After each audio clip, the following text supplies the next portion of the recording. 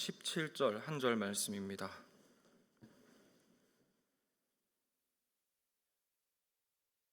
로마서 10장 17절 말씀입니다.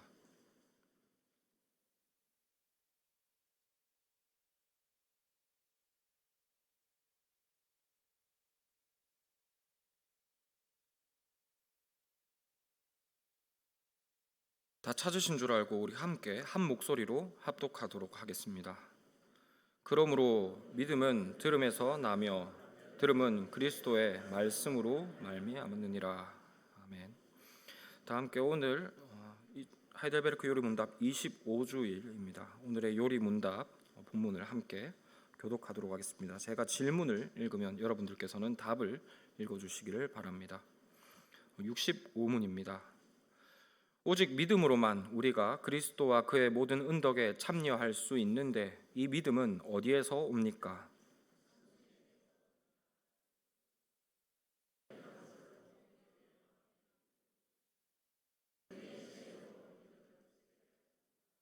(66문입니다) 성례가 무엇입니까?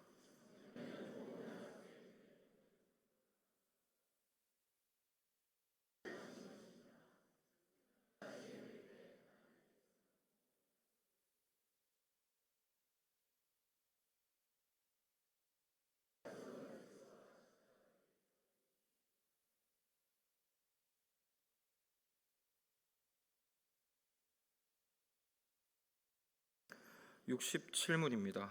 그러면 말씀과 성례 이 둘은 우리의 믿음을 우리의 구원의 유일한 근거가 되는 것, 곧 예수 그리스도의 십자가의 제사로 향하도록 하기 위한 것입니까?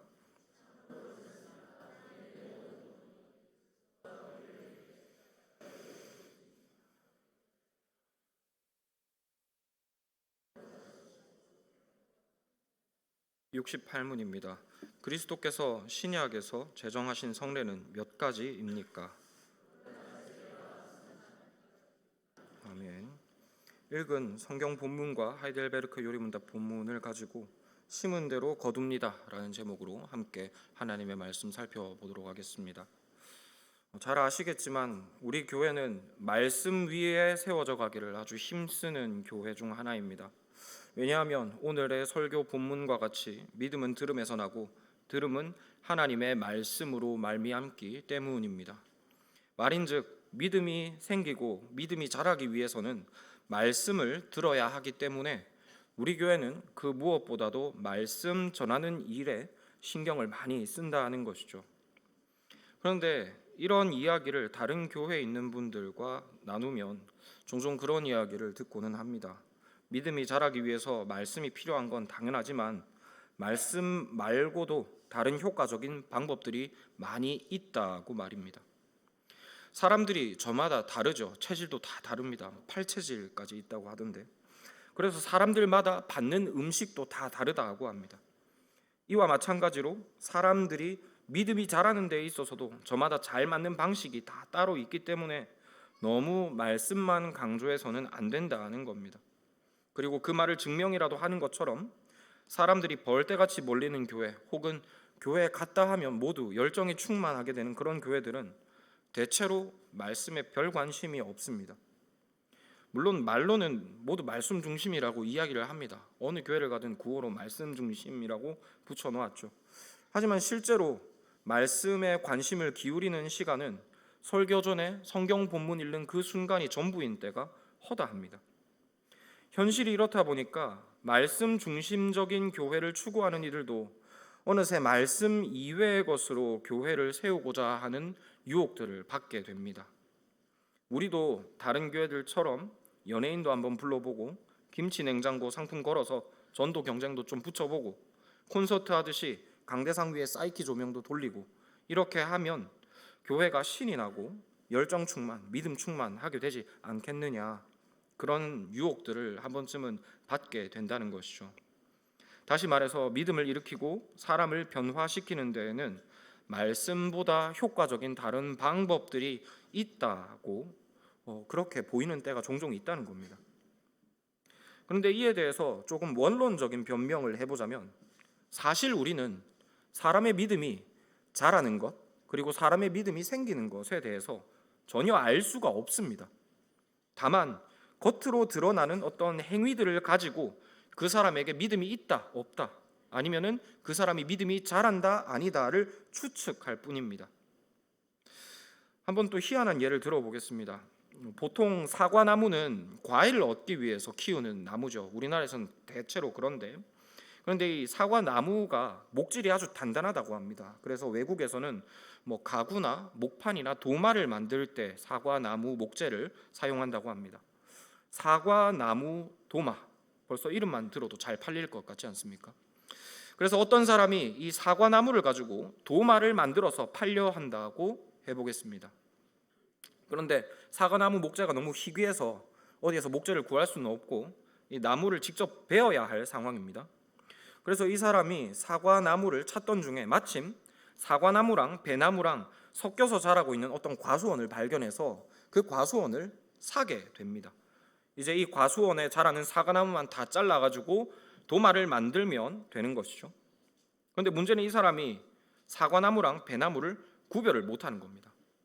한번 찾아보니까 사과나무랑 배나무랑 비슷비슷하게 생겼습니다. 둘 다 높이도 그렇게 막 크지도 않고 굵기도 비슷하고 겉모습도 비슷합니다. 그러면 이 사람이 이 섞여 있는 나무들 중에서 사과나무를 고르기 위해서 어떻게 하면 되겠습니까? 물론 뭐 전문가를 데려오면 빠르게 되겠죠. 하지만 제가 드리려는 말씀은 열매가 맺히기를 기다리면 된다는 겁니다. 열매가 맺히면 그 열매를 보고 사과나무인지 배나무인지 5살짜리 아이도 쉽게 알아볼 수 있으니까 말입니다. 말인즉 나무를 보면 그 나무가 무슨 나무인지 긴가민가 하지만 그 나무에 열매가 맺히게 되면 그 나무를 아주 쉽게 알아볼 수 있다는 겁니다.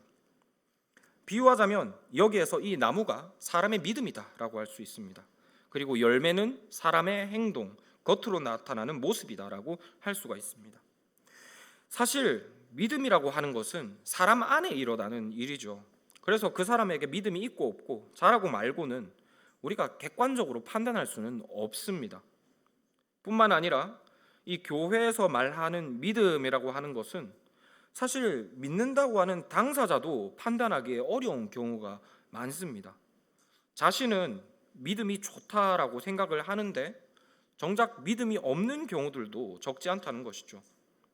이런 이유로 사람들에게 믿음이 있고 없고를 객관적으로 판단하는 것은 마치 나무만 보고 나무를 판단하는 것처럼 어려운 일입니다.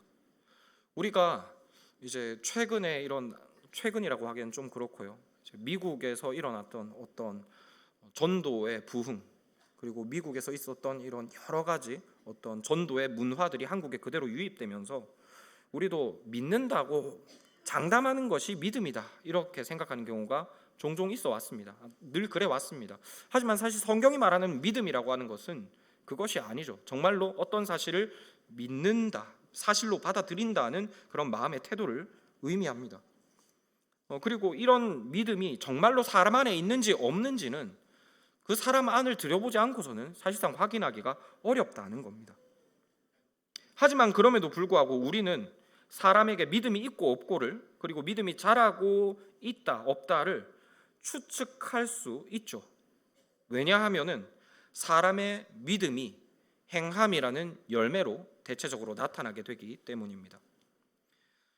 사과나무를 우리가 한 번에 알아볼 수는 없지만 그럼에도 그 사과나무가 사과 열매를 맺을 수밖에 없듯이 믿음이 있는 사람은 행동으로 그 믿음을 증명합니다.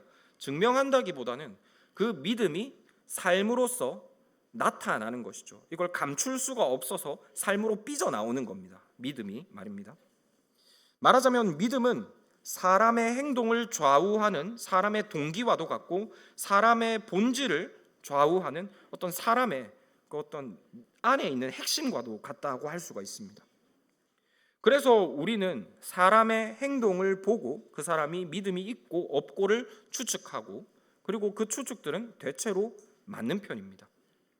예를 들어서 어떤 사람이 매 주일마다 예배 시간에 제일 앞자리에 앉아서 꼬박꼬박 예배를 드리는데 그 사람이 불신자라고 하기에는 조금 어렵지 않겠습니까? 제가 무슨 말씀을 드리려고 하는가 하면 우리가 사람들을 보고 판단할 때 믿음이 잘한다, 믿음이 있다 없다 이렇게 이야기하는 것은 그 사람의 믿음에 관한 판단이 아니고, 정확하게 말하면 그 사람의 행동을 가지고 믿음이 어떨 것이다 라고 추측한다는 것이죠. 말하자면 이 나무에 관해서 사실 이야기하는 것이 아니라 열매를 보고 나무가 무슨 나무일 것이다 이렇게 추측을 한다는 겁니다. 그리고 방금 말씀드렸듯이 대체로 그 추측이 맞는 것도 사실입니다. 그러니까 우리가 나무에 빨간 열매가 열렸는데 그걸 보고 배나무라고 이야기는 안 할 거지 않습니까? 그것처럼 사람의 어떤 됨됨이를 보면 그 사람 안에 정말 믿음이 있겠다 없겠다가 대충 판단이 선다는 것이죠.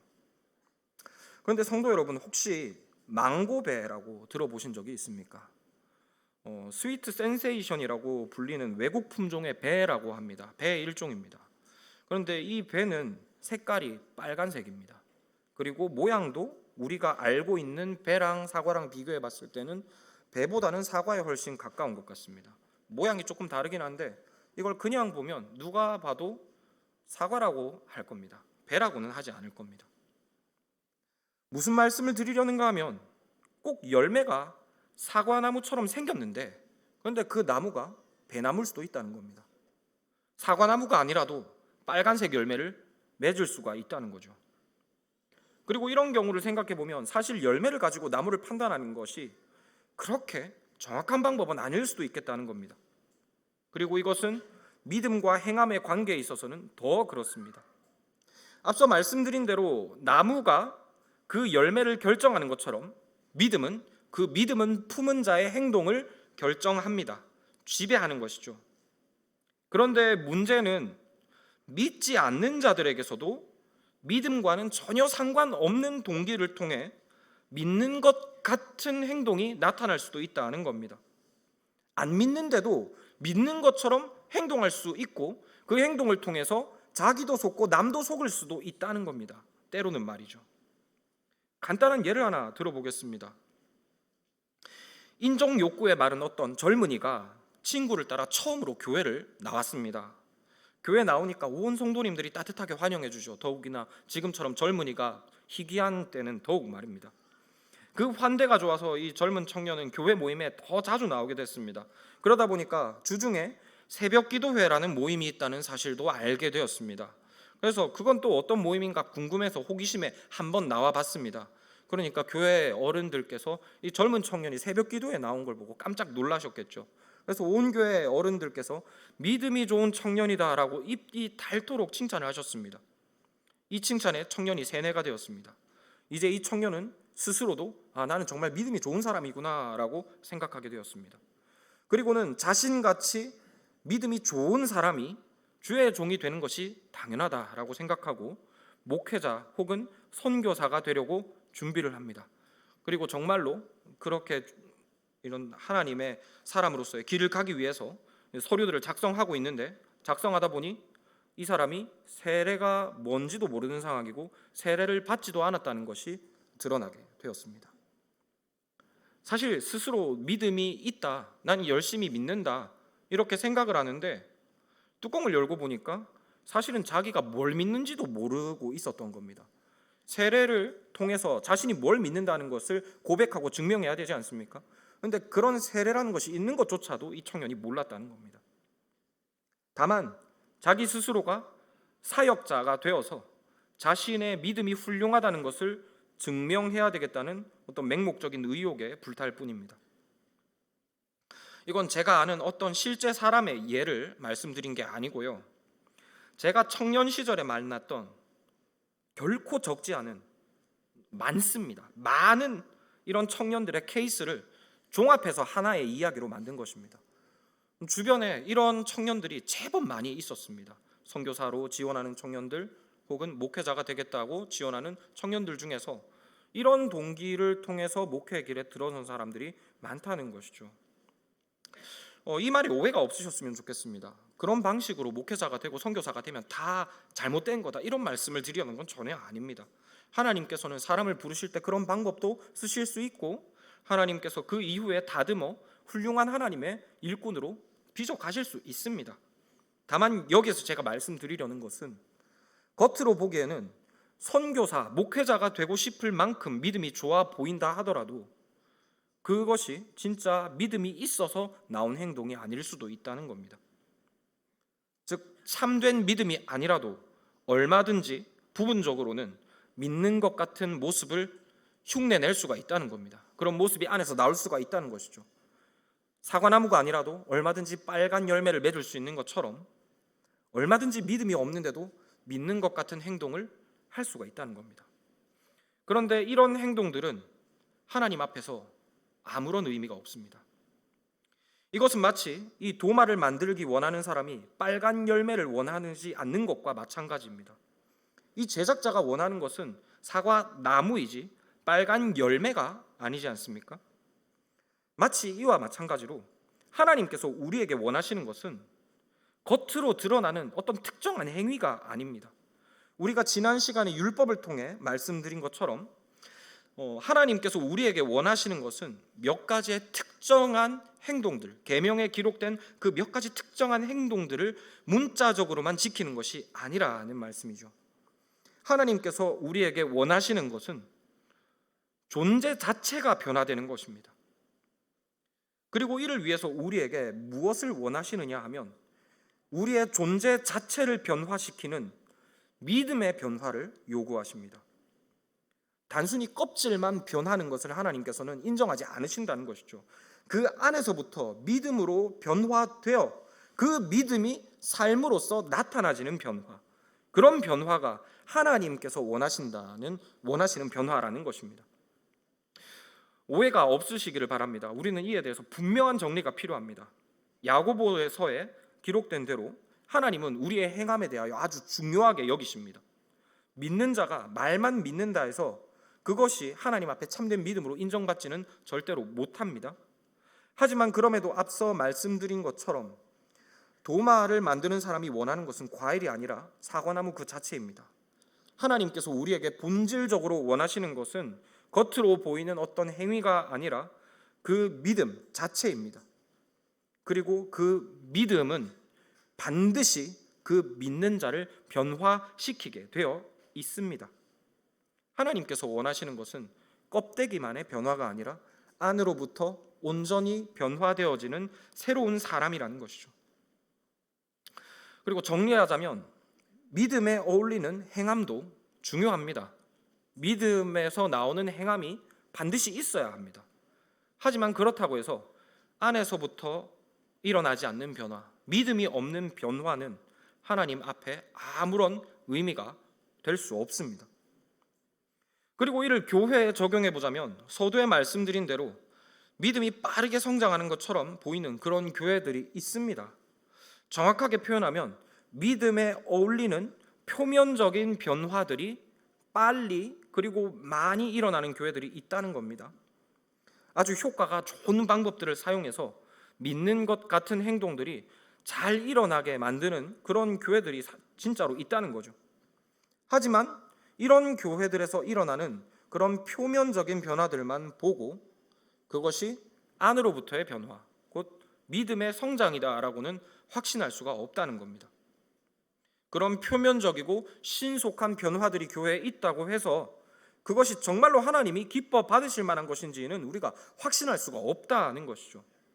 앞서 말씀드린 대로 믿음이 없어도 외적인 변화는 얼마든지 나타날 수 있기 때문이고 하나님은 믿음을 보시기 때문입니다. 그리고 솔직하게 말씀드리면 사실 결코 적지 않은 교회들이 그저 겉으로 드러나는 변화만 강조합니다. 그리고 그 안에서부터 일어나는 변화의 동기가 믿음인지 아닌지는 사실 별로 신경을 안 쓰는 경우가 너무 많습니다. 외적인 변화만 불러올 수 있다면 그것이 세상의 방법이 되었든 혹은 이단의 교리에서 나온 것이든 별로 신경을 안 씁니다. 일단 쓰고 보는 겁니다. 교단에서 그것이 심각한 문제로 불거져서 이단의 것이다 라고 정죄하기까지 쓸 수 있는 대로 쓰고 또 쓴다는 겁니다. 그렇다 보니 지금의 한국교회는 사람의 인정과 자랑, 성도들 간의 경쟁심 혹은 임박한 종말론과 같은 온갖 바른 진리에서 나오지 않는 동기들, 믿음으로부터 나오지 않는 동기들에 의해 잠식당해 버린 것 같습니다. 겉보기에 열매는 비슷비슷해 보입니다. 겉으로 보기엔 다 새빨간 열매인 것처럼 보인다는 거죠. 하지만 막상 나무를 살펴보면 믿음의 나무가 자라고 있는 것이 아니라 이상한 나무가 자라고 있는 겁니다. 그리고 열리어지고 있는 그 열매도 어딘가 어설픕니다. 색깔은 빨간데 맛은 영락없는 배인 것이죠. 그리고 이런 믿음으로부터 나지 않는 열매는 아무리 그 열매가 크고 풍성하다 하더라도 말씀드린 대로 하나님 앞에 아무런 의미가 없습니다. 왜냐하면 이런 공허하고 종교적인 행위는 사람을 향하고 하나님을 향하지 않기 때문입니다. 여러 가지 말씀을 드렸습니다만 제가 전하려고 하는 핵심은 이것입니다. 겉으로 드러나는 행위의 풍성함을 보고 그것이 바르게 믿음이 세워지고 있다고 확신해서는 안 된다는 겁니다. 장담할 수가 없다는 것이죠. 겉으로 변화가 있어 보인다고 해서 무엇인가 일어나고 있는 것처럼 보인다고 해서 그것이 믿음의 성장이다라고 우리는 확신할 수가 없다는 겁니다. 겉으로 대단한 열매에 집착하다 보면 사실 오히려 그로 인해 하나님 앞에 부끄러움을 당하게 될 가능성이 훨씬 더 많습니다. 그렇기 때문에 우리는 참된 믿음을 세워가되 바르게 그리고 튼튼하게 세워가기 위해서 좀 더 분명한 방법을 사용할 필요가 있습니다. 말씀드린 대로 열매를 보고 나무를 추측하는 것은 좀 부정확합니다. 틀릴 가능성이 있습니다. 많습니다. 그러니 이런 부정확한 방법을 쓰는 것이 아니라 좀 더 근본적이고 확실한 방법으로 우리의 믿음을 세워가야 할 필요가 있다는 겁니다. 더 확실한 방법, 바로 씨앗부터 나무를 키우는 방법이죠.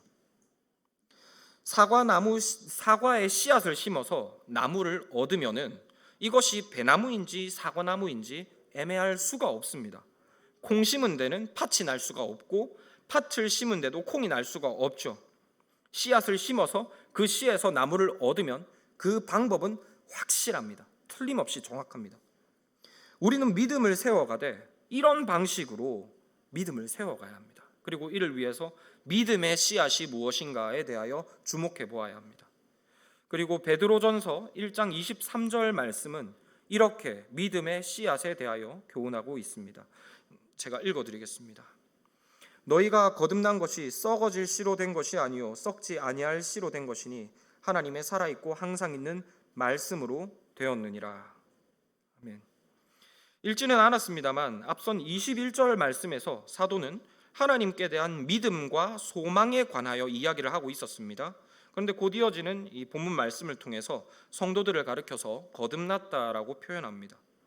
이로 볼 때 여기에서 말하는 이 믿음과 거듭남은 연결되어져 있는 개념이다라고 이해하는 것이 옳습니다. 즉 말하자면 베드로는 이 편지를 받는 성도들이 믿음으로 말미암아 너희가 거듭났다 이렇게 이야기를 하고 있는 겁니다. 그런데 베드로 사도는 계속해서 교훈하기를 이 믿음으로 거듭남은 어떤 씨로 말미암았다라고 합니다. 썩지 아니하는 어떤 씨앗으로 말미암았다라고 교훈하는 것이죠. 즉 이 믿음의 씨앗이 있는데 이 믿음의 씨앗으로 너희가 자라났기 때문에 너희는 거짓 믿음에 서 있지 않다. 너희는 확실한 믿음 안에 서 있다라고 우리가 이해할 수 있는 것입니다. 그리고 그 씨가 무엇인가 하면 바로 살아있는 하나님의 말씀, 복음입니다. 말씀의 씨앗을 심으면 참된 믿음이 생깁니다. 말씀의 씨앗을 심으면 이상한 것이 자라지 않습니다. 이것은 절대로 부흥 뜬 소리도 아니고 영적인 비유도 아닙니다. 이것은 콩 심은 데 콩 나고 팥 심은 데 팥 난다는 속담처럼 지극히 뻔하고 인류 보편적인 상식이고 원리입니다. 오늘의 요리문답 67문을 보면 우리의 믿음이 구체적으로 무엇에 대한 믿음인지에 대해 설명하고 있습니다. 즉 성경이 말하는 참된 믿음이라는 것은 구체적으로 믿는 내용이 있어야 한다는 겁니다. 그런데 그 내용을 무엇이라고 하는가 하면 예수 그리스도의 십자가 제사라고 합니다. 즉 성경이 말하는 하나님께서 인정하시는 참된 믿음이라고 하는 것을 한마디로 정리하면 이것은 예수 그리스도의 십자가를 믿는 믿음이라는 것이죠. 뜨거운 열정, 엄청난 변화, 이것이 하나님께서 원하는 믿음의 본질이 아니라 하나님께서 원하시는 믿음의 본질은 예수 그리스도의 십자가를 믿는 믿음이라는 겁니다. 그런데 이 믿음은 말씀의 씨가 아니고서는 절대로 날 수가 없다라고 제가 말씀드리고 있는 것이죠. 노골적으로 표현해보자면 백날 연예인 불러서 간증시키고 말 잘하는 사람 불러서 웃기고 울려도 거기에서는 믿음이 절대로 못 나온다는 겁니다. 왜냐하면 거기에는 그리스도의 십자가의 씨앗이 없기 때문입니다. 간혹 있을 수는 있어도 희미합니다. 오늘 우리가 읽은 설교 본문처럼 믿음은 들음에서 납니다. 즉 그리스도의 십자가를 믿기 위해서는 그리스도의 십자가를 들어야만 합니다. 너무 중요해서 다시 말씀드립니다. 믿음은 들음에서 납니다. 그런데 그리스도의 십자가를 우리가 믿기 위해서는 반드시 그리스도의 십자가를 들어야 합니다. 그리고 그리스도의 십자가에 대해 말하는 곳은 온 우주에 오직 하나, 하나님의 말씀밖에 없습니다. 그래서 사도 바울은 후배 목회자인 디모데에게 이렇게 엄하고도 준엄한 말로써 강권하고 명령하고 거의 협박하다시피 권면했습니다. 디모데후서 3장 16절로 4장 2절의 말씀입니다. 제가 읽어드리겠습니다. 모든 성경은 하나님의 감동으로 된 것으로 교훈과 책망과 바르게 함과 의로 교육하기에 유익하니 이는 하나님의 사람으로 온전하게 하며 모든 선한 일을 행할 능력을 갖추게 하려 함이라. 하나님 앞과 살아있는 자와 죽은 자를 심판하실 그리스도 예수 앞에서 그가 나타나실 것과 그의 나라를 두고 엄히 명하노니 너는 말씀을 전파하라. 때를 얻든지 못 얻든지 항상 힘쓰라. 범사에 오래 참음과 가르침으로 경책하며 경계하며 권하라. 사도 바울은 교훈하기를 말씀은 성도를 교훈하고 책망하고 바르게 하고 의로 교육하기에 유익하다고 합니다. 간단하게 표현해 보자면 성도로 하여금 믿음에 합당한 열매를 맺게 만든다는 것이죠. 왜냐하면 말씀이 이 믿음을 일으키는 씨앗이 되기 때문입니다. 말씀드린 대로 사람의 믿음은 사람의 행동을 지배합니다. 사람의 행동 전반에 영향을 미치는 능력이 있습니다. 그러므로 사람을 변화시키기 위해서는 행동 몇 가지를 이렇게 변화시킬 것이 아니라 믿음을 변화시켜 가야 합니다. 그 과정 중에 말씀이 유익이 되는 것이죠. 그리고 이 믿음을 일으키는 유일한 방법이 무엇이냐 하면은 바로 말씀이라는 겁니다. 아무리 더디더라도 교회의 참된 변화 그리고 참된 성장은 결국 믿음의 성장에서만 옵니다. 그리고 그 믿음의 성장은 오직 말씀을 통해서만 일어납니다. 말씀이 믿음을 변화시키고 믿음이 사람을 변화시키는 겁니다. 그래서 사도 바울은 디모데에게 엄하게 명하기를 때를 얻든지 못 얻든지 성도들에게 말씀을 전하라고 권했습니다. 잘 아시겠지만 이건 길거리에 나가가지고 전도하라는 말이 아닙니다. 설교하라는 말입니다. 교회 안에서 성도들에게 부지런하게 때를 얻든지 못 얻든지 하나님의 말씀을 증거하라는 권면인 것이죠. 오직 하나님의 말씀을 가지고 성도들에게 믿음을 일으키고 그 믿음을 통해 성도들의 삶 전체가 변화받게 하라는 권면이 이 사도 바울의 유명한 말씀인 것입니다. 그런데 제가 믿음을 일으키는 유일한 방법이 오직 복음이다, 오직 말씀이다 이렇게 자신 있게 말씀드리면 아마 성도님들께서 적잖이 당황하실 것 같습니다. 왜냐하면 우리가 방금 전에 읽었던 요리문답 65문에 이렇게 쓰여져 있기 때문입니다. 성령 하나님은 거룩한 복음의 강설로 우리의 마음에 믿음을 일으키시며 성례의 시행으로 믿음을 굳게 하십니다 라고 말입니다. 말인즉 참된 믿음은 복음의 강설을 통해서도 세워지지만 또 성례를 통해서도 굳게 된다 이렇게 보여집니다. 그러니까 복음의 강설도 그러니까 말씀도 우리의 믿음을 세우지만 성례도 우리의 믿음을 세운다 이렇게 이해되기 쉬운 본문이라는 것이죠. 그러니까 방금 전에 우리가 읽기로는 믿음을 세우는 방법은 설교와 성례가 있다라고 해놓고 돌아서서 갑자기 말씀만이 믿음을 일으키는 유일한 방법이다 이렇게 이야기하니까 충분히 당황하실 만도 하겠다 싶다는 것이죠. 그런데 여기에 대해서 설명을 드리면 말씀과 설교가 다른 것이 아니죠. 말씀을 전하는 것이 설교이지 않습니까? 이것과 마찬가지로 말씀과 성례도 다른 것이 아닙니다. 말씀을 말로 전하면 이것은 강설, 곧 설교가 됩니다. 그런데 말씀을 눈에 보이고 몸에 체험되는 형태로 전하게 되면 이것이 바로 성례가 되어집니다.